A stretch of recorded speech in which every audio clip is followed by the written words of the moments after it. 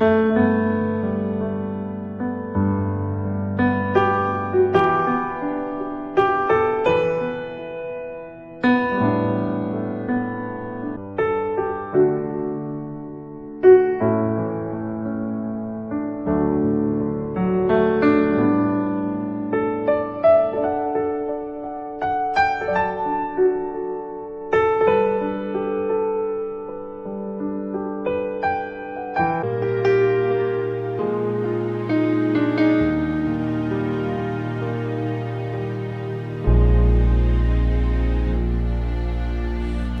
앞에 다시 나와 주님을 불러요. 이전에 주님을 찾던 이유와는 달라요. 주께 무언가 구하는 그런 기도 아니에요. 나 고백하는 말 사랑해요.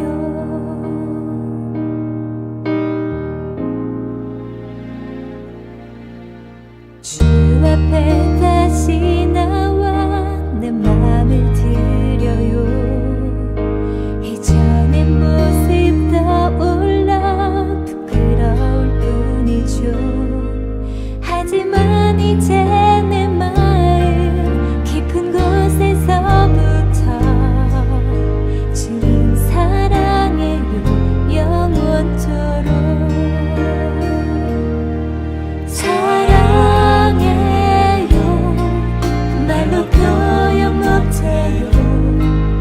나의 마음 깊은 곳까지 다 아시는 주님 사랑해요.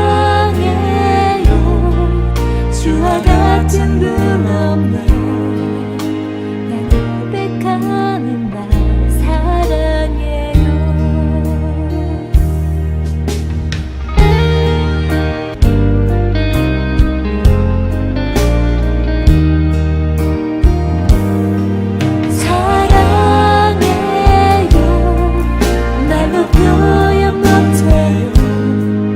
나의 마음 깊은 곳까지 다 아시는 주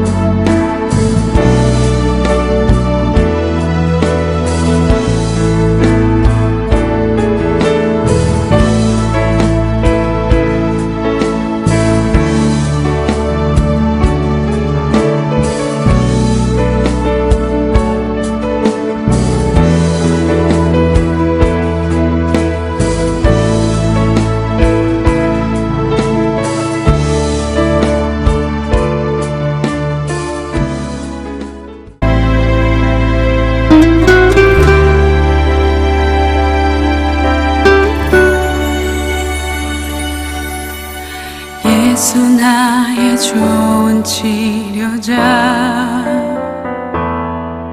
그의 눈이 머무는 곳은 나의 슬픔과 고통 고개를 들어 그의 눈을 볼 때에 난 알았네 예수 나의 좋은 치료자 예수 나의 좋은 치료자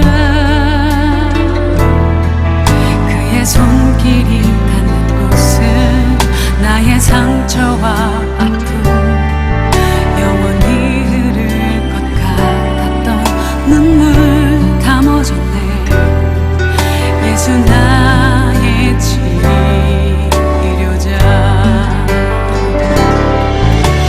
나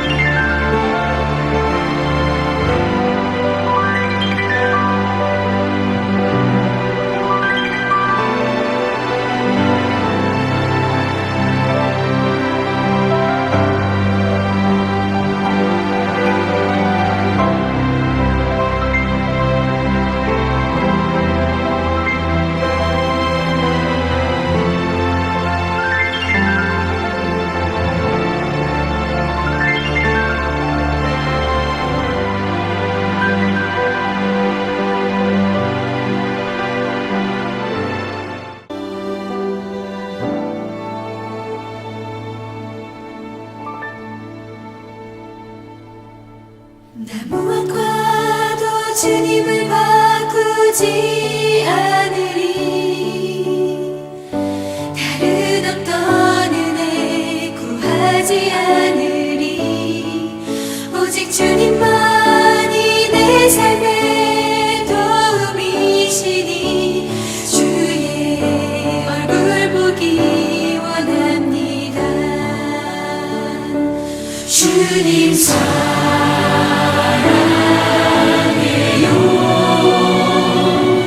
온 마음과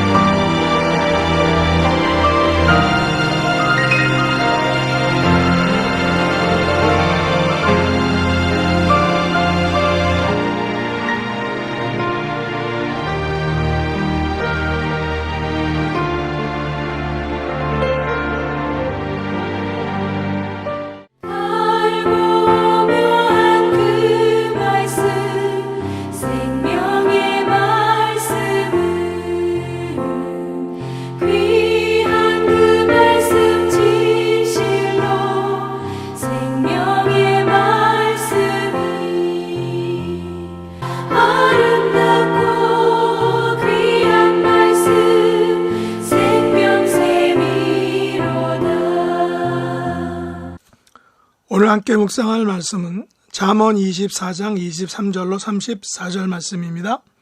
23절 이것도 지혜로운 자들의 말씀이라 재판할 때에 낯을 보아주는 것이 옳지 못하니라.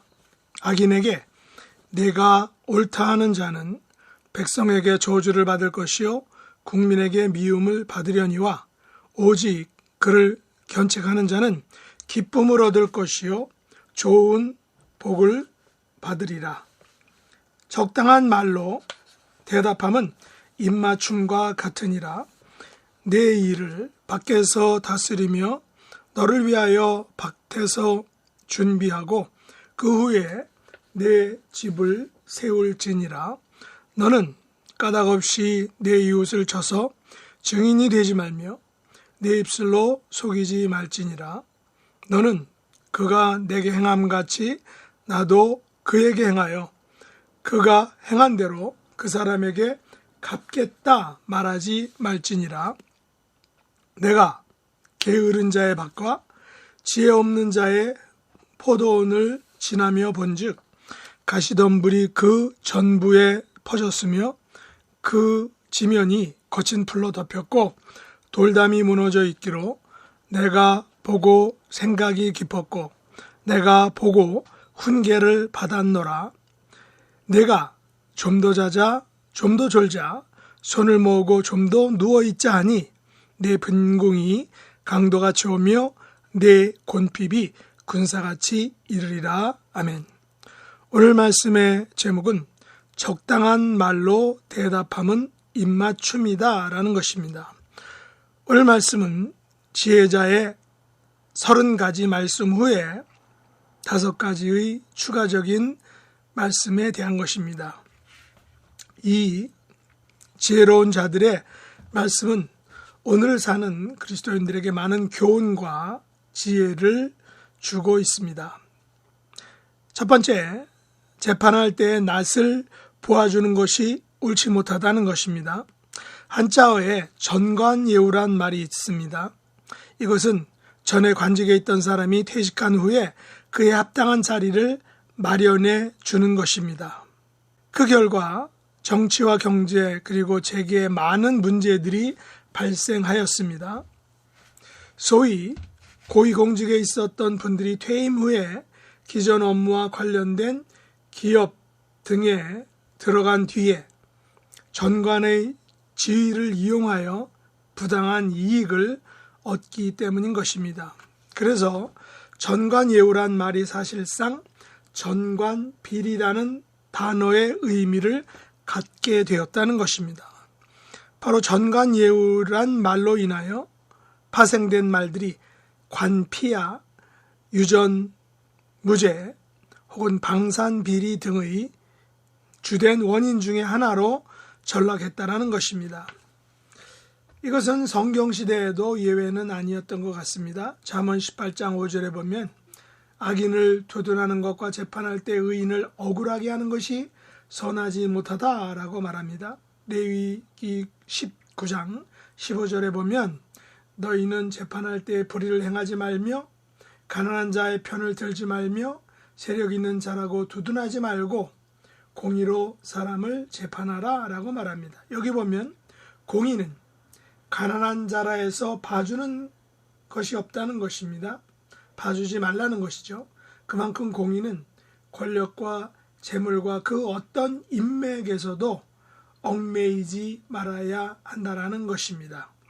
그러나 우리의 현실은 아모스 선지자가 말한 오직 공의를 물같이 정의를 하수같이 흘릴지로다 라고 권고한 말씀이 전혀 통하지 않는 세상이었다라는 것을 우리가 역사를 통해서 우리의 주변을 통해서 알게 되는 것입니다. 그러나 우리는 하나님의 공의를 믿습니다. 아니, 하나님의 공의와 사랑을 분명히 믿는다는 것입니다. 하나님은 죄 지은 인간을 죽음으로 심판하셨습니다. 소위 공의를 행하신 것입니다. 바로 당신의 독생자이신 예수님을 이 땅에 보내시고 우리와 똑같이 살게 하셨습니다. 그리고 십자가에 죽게 하셨습니다. 인간의 죄를 대신 지게 하신 것입니다. 그러나 이 사건은 공인 동시에 사랑인 것입니다.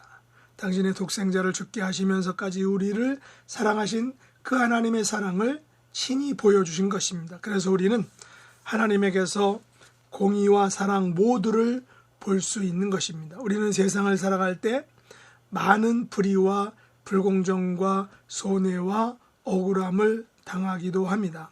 이런 것들을 세상의 말에도 제대로 받아들여지지 않는다는 것입니다. 그래서 낙담하고 절망하고 심지어 극단적이 되는 것입니다. 그러나 우리들은 이 모든 낙담과 절망과 억울함을 하나님 앞에 가지고 갈 수 있습니다. 그러면 하나님께서 위로해 주시고 치유해 주시고 회복시켜 주시는 것입니다. 그리고 언젠가는 우리의 한과 억울함과 절망과 낙담에 대해서 하나님께서 직접 친히 갚아 주시는 것입니다. 24절과 25절에 지혜자는 분명하게 말하고 있습니다. 악인에게 내가 옳다 하는 자는 백성에게 저주를 받을 것이요 국민에게 미움을 받으려니와 오직 그를 견책하는 자는 기쁨을 얻을 것이요 또 좋은 복을 받으리라 라고 하나님이 분명히 말씀하십니다. 악인에게는 저주와 미움을 주시고 악인을 견책하는 자에게는 기쁨과 좋은 복을 주시는 분이 분명히 계시다는 것입니다. 그분이 바로 우리의 하나님이라는 것입니다. 이것을 우리가 믿는 것입니다. 그래서 우리는 평안할 수 있는 것입니다. 그래서 우리는 비록 불공평한 불의와 불평등이 가득한 세상에서도 숨을 쉬고 살 수 있는 것입니다. 둘째는 적당한 말로 대답하면 입맞춤과 같다라는 것입니다. 본문 26절 말씀은 공동 번역과 새 번역에서 동일하게 이렇게 표현하고 있습니다. 바른 말을 해주는 것이 참된 우정이다 라는 것입니다. 저는 처음에 적당한 말을 입에 발린 말, 다시 말해 이랬다 저랬다 상황에 따라 하는 말이다 라고 이렇게 오해를 했었습니다. 하지만 영어 표현에 보면 적당한 말은 a right answer입니다. 그렇다면 적당한 말은 합당한 말, 정직한 말이라는 것입니다. 사람들은 말의 중요성을 너무나 잘 알고 있습니다. 그래서 말 한 번 잘못하면 손해를 본다는 것도 잘 알고 있습니다. 이런 이유에서인지 몰라도 적당한 말, 합당한 말, 옳은 말을 하는 것을 피하는 것을 보게 됩니다. 물론 아부하는 사람들은 편향적인 말을 합니다. 아부의 말을 하는 것입니다. 그러나 어떤 사람들은 적당한 말, 합당한 말, 옳은 말을 함으로 인해서 때로 자신이 큰 손해를 보게 되는 것을 봅니다. 그럼에도 불구하고 그 말, 옳은 말을 하는 것이죠. 그래서 그 결과 큰 손해를 볼 때도 있다는 것입니다. 우리 주변의 사람들을 한번 살펴보시기 바랍니다. 그 사람이 나에게 적당한 말, 합당한 말, 정직한 말을 해주는 사람인지 아니면 입에 발린 말, 아부의 말을 하는 사람인지. 사실 우리는 귀가 얇아서 나를 칭찬하고 치켜 세워주고 잘한다 잘한다 말해주는 것을 듣기를 원합니다. 나에게 쓴소리, 옳은 말, 나를 치는 말, 나를 깎아내리는 말, 나를 있는 그대로 평가하는 말들을 듣기를 싫어합니다. 그러나 성경은 바른 말 해주는 것이 참된 우정이다 라고 말하고 있습니다. 감사하게도 저에게는 적당한 말, 옳은 말을 해주는 분들이 몇몇 있습니다. 또한 저는 입맞춤을 처음에는 야합과 같은 부정적인 이미지로 보았습니다. 그러나 여기서 입맞춤은 참된 우정이란 의미를 가지고 있습니다. 그래서 뒤에 Amplified Bible 확대 성경에서는 입맞춤을 wins the hearts of men으로 이렇게 표현을 했는데, 다시 말해서 옳은 말을 하는 사람은 사람의 마음을 사로잡게 된다는 것입니다. 물론 이것은 결과적인 것이겠죠.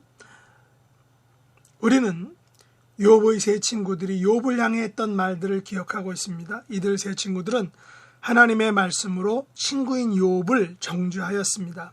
결과는 어떻게 되었습니까? 하나님께서 욥의 손을 들어주시고 욥은 세 친구를 위해 기도해 주므로 그 욥의 세 친구들이 하나님으로부터 용서를 받게 되는 것을 보았습니다.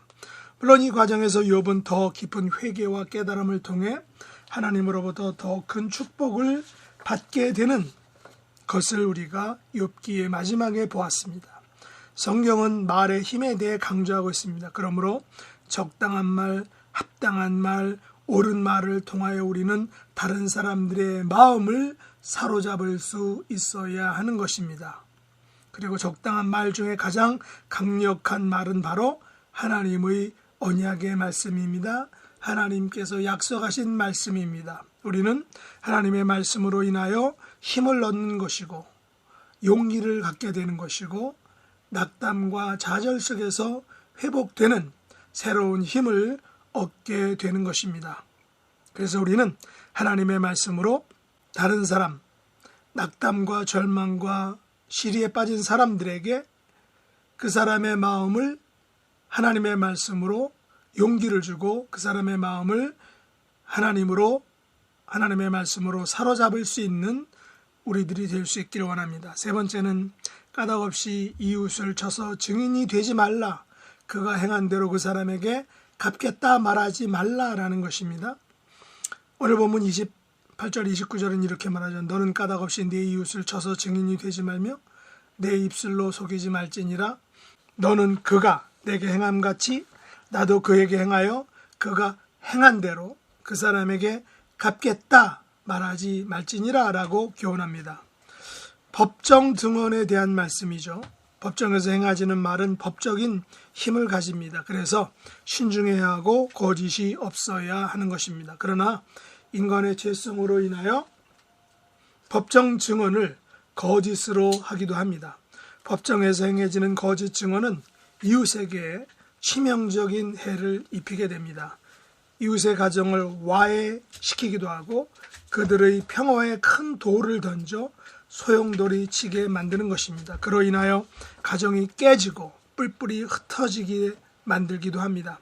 중요한 것은 까닭없이 거짓으로 증언하는 것입니다. 까닭 없는 증언, 거짓 증언으로 이웃은 파경을 맞게 된다는 것입니다. 그렇다면 그 죄를 누가 담당하게 될까요? 하나님께서 그 책임을 누구에게 물으실까요? 당장은 그 책임을 묻지 않을 수도 있습니다. 그러나 하나님께서는 거짓 증언에 대한 책임과 그 죄값을 반드시 물으시겠다라고 말씀하십니다. 그래서 우리는 거짓 증언을 하지 않아야 하는 것입니다. 29절 말씀은 위증에 대한 복수를 하는 것에 대한 말씀입니다. 놀라운 사실은 하나님께서는 위증한 사람에게 그대로 복수하려는 것을 금하신다는 사실입니다. 위증으로 가정이 깨어지고 심지어 노예로 전락했다면 그 당사자들은 위증한 사람을 원수시할 것입니다. 그래서 기회를 잡아 틈이 생기면 위증에 대한 복수, 눈에는 눈, 이에는 이의 동태복수법으로 원수를 갚으려고 할 것입니다. 그러나 하나님께서는 이것을 금하십니다. 그렇게 하지 말라라고 명령하시는 것입니다. 왜 그럴까요? 그것은 원수 갚는 것을 하나님께서 대신 해주시기 때문입니다. 대신 해주신다는 것입니다. 우리가 생각하기에는 내가 직접 하는 것이 원수 갚는 것이 빠르고 속 시원하겠지만 하나님께서는 원수 갚는 것을 우리가 직접 하는 것이 아니라 하나님께 맡기라 라고 말씀하시는 것입니다. 이것이 성경이 말하는 바로 원수 갚는 방법, 성경이 말하는 성경적 원수 갚는 방법입니다. 마지막으로 좀 더 자자, 좀 더 졸자, 손을 모으고 좀 더 누워있자 라고 말하지 말라는 것입니다. 오늘 본문 30절로 34절에서 지혜자는 게으른 자에 대해서 교훈합니다. 제자는 게으른 자의 밭과 지혜 없는 자의 포도원을 보았다고 말하고 있습니다. 거기에는 가시덤불이 전부 쫙 퍼져 있었고 지면이, 그 땅이 거친 풀로 모두 덮여 있다는 것입니다. 심지어 돌담이 무너져 있다는 것입니다. 이 광경을 목격한 지혜자는 생각이 깊어졌습니다. 그 광경을 목격하고는 그 광경으로부터 큰 훈계와 깨달음을 갖게 되었다라고 고백을 합니다. 왜 성경은 게으름에 대해 반복적으로 이렇게 강조하고 있는 것일까요? 게으름은 하나님의 창조 원리, 창조 법칙에 어긋나기 때문입니다. 밭과 포도원은 소출을 위한 장소입니다. 만일 그냥 허벌판이나 빈들이라면 거기에 가시덤불이 퍼져 있어도 상관이 없습니다. 그러나 돌담의 기능이 적들로부터 자신을, 재산을 보호해주고 방어하는 것인데 그 돌담이 무너졌다면 그것은 그 기능을 다하지 않는 것입니다. 그러므로 하나님께서 정하신 그 기능, 창조의 원리에 역행할 때에는 반드시 그 대가를 치르게 된다라는 사실입니다. 그런데 그 대가는 분명하게 온다는 것입니다.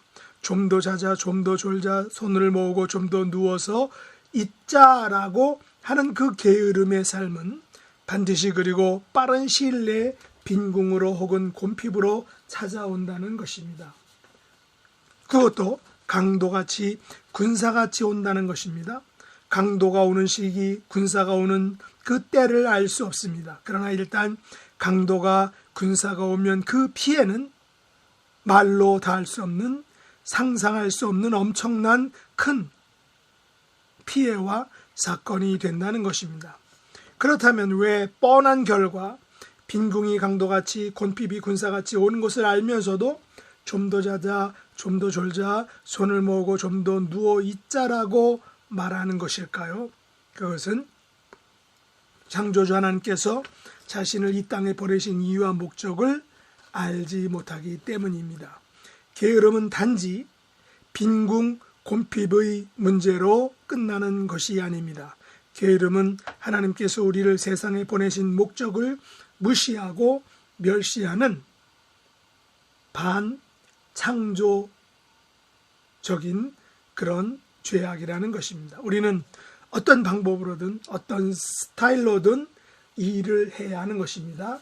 창조의 법칙, 창조의 원리에 맞게 살아야 하는 것입니다. 다시 말해서 게으르지 않아야 한다는 것입니다. 이것이 창조주 하나님께서 우리에게 주신 사명이고 임무이고 삶의 진솔한, 삶의 원래적인 모습이다, 역할이다라는 사실입니다. 이것을 기억하시는 저와 여러분의 복된 삶이 될 수 있기를 예수님의 이름으로 축복합니다. 기도하겠습니다. 하나님 아버지, 저희들이 세상을 살아갈 때 지혜자가 교훈한 내용들을 실천하며 살기를 원합니다. 공의와 정의로운 삶을 살기를 원합니다. 적당한 말로 대답하여 친구를 얻고 하나님의 의를 드러내기를 원합니다. 우리의 입술이 이웃을 해치는 데 사용되지 않게 하여 주시기 원합니다. 내가 원수 갚기보다 하나님께 맡겨드리는 우리가 되게 하여 주옵소서. 게으름으로 하나님께서 맡겨주신 사명과 책임을 다하지 못하는 이 일이 없도록 성실하고 열심히 일하는 창조의 하나님을 본받는 삶을 살게 하여 주옵소서. 예수님의 이름으로 간절히 기도드렸나이다. 아멘. 주가 일하시네, 주가 일하시네. 주께 아끼지 않는 자에게 주가 일하시네, 주가 일하시네. 신뢰하며 걷는 자에게, 신뢰하며 걷는 자에게.